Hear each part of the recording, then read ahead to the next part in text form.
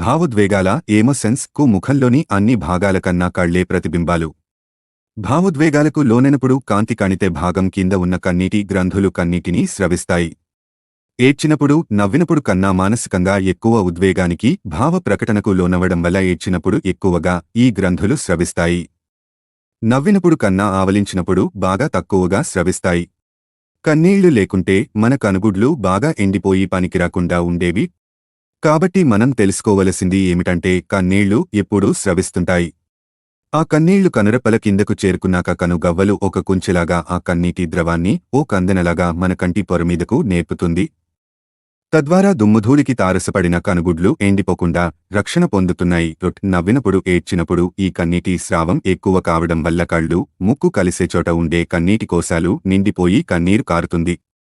సినిమాలలోనూ కథల్లోనూ గుండెకు హత్తుకునే సన్నివేశాలను చూసి చలించినప్పుడు, విపరీతమైన భక్తి, కృతజ్ఞత భావాలు ముంచేసినప్పుడు, పగలబడి నవ్వినప్పుడు, దుహకంతో ఏడ్చినప్పుడు, అలసిపోయి ఆవులించినప్పుడు భావోద్వేగాలు పెరుగుతాయి.